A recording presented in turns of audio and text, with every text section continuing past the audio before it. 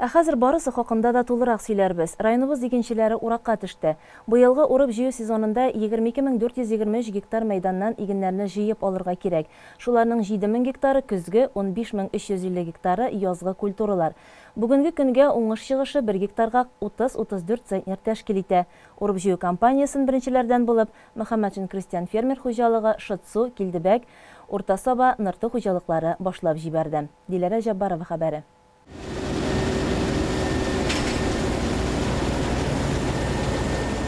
Hava температурасы күтәрелү белән тәңгәл килеп, районыбызда урып җыю эшләре дә кызганнан кыза бара. Басуларда иртәдән кичкә кадәр комбайннар гөрелтесе тынмый. 1106 гектарда бертөкле кузаклы культуралар игүче Мөхәммәтшин крестьян фермер хуҗалыгында да эш гөрләй. 50 гектар борчакны, 20 гектар солыны синажга салганнар. Калганнарын түкми-чәчми җыеп алу өчен игенчеләр һәр сәгатьнең кадерен белеп, тырышып хезмәт куя. Егет кешегә 70 төрле һөнәрдә аз дигән акыллы гыйбәрә нәкъ менә шушы ир-атлар хакында. Шушында инде 80 елдан бeri механизатор булып эшлим инде. Шуның 30 елын комбайнда инде.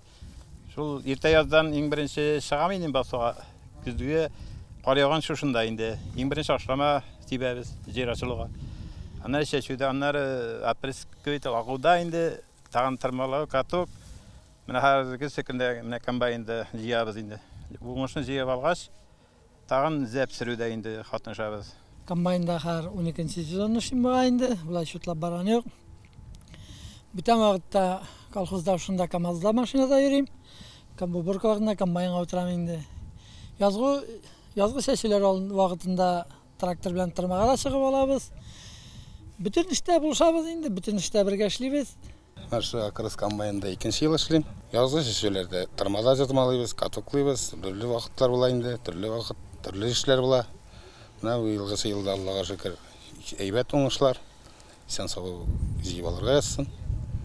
Атылмыйча, силләмичә барыгызга да исәнлек, саулык, тазалык, байлык. Чәчүгә язгы дым беткәнче 13 апрельдә ук тотынганнар. Уңышның сөендерерлек мул булуын шуңа бәйләп аңлаталар. Данил Сайфуллин 2010 елдан Авыл хуҗалыгы академиясын тамамлаган. 1 ел хәрби бурычын үтәгәннән соң 2011 елның 3 августыннан бирле ул Мөхәммәтшин крестьян фермер хуҗалыгында агроном булып эшләй. Монның уңышы 40 центнердан артык чыгып бара, Алла билсә.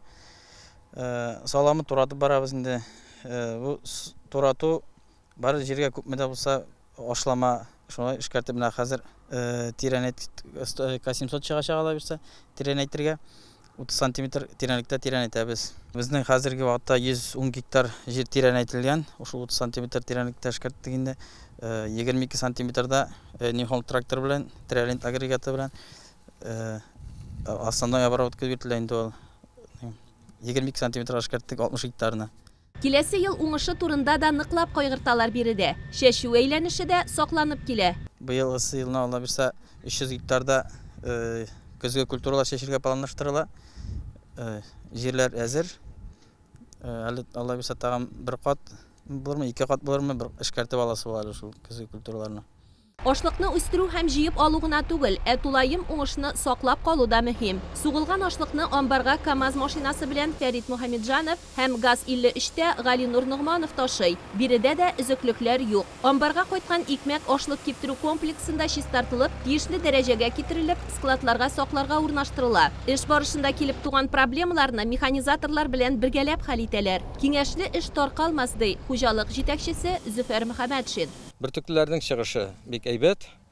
Быелгы ел өчен бик әйбәт инде, пока 37 ситнер среднем берип барабыз. Ну, ел җыеп алып бетергәндә инде 40 ситнер белән чыгырбыз дип торабыз. Чөнки безнең көзгө арпа без 2нче ел игәбез аны, узган елда ул безнең 50 ситнердан артык бергән гектарыннан, быелда 50 ситнерга якын берде. Арышта 45-46 ситнер бирә. Көзгө будай әзрәк булды, анысы 29 ситнер гына чыкты. Тулайым инде без уйлап торабыз 40 мең ситнер уңыш җыеп алып кайтырга дип. Бүгенге көндә менә 10 мең ситнер инде кайтты, 25% оборганы бетердек дип торабыз бүгенге көндә. Көч һәм тир түгеп җыеп алынган икмәкнең бәрәкәте булсын.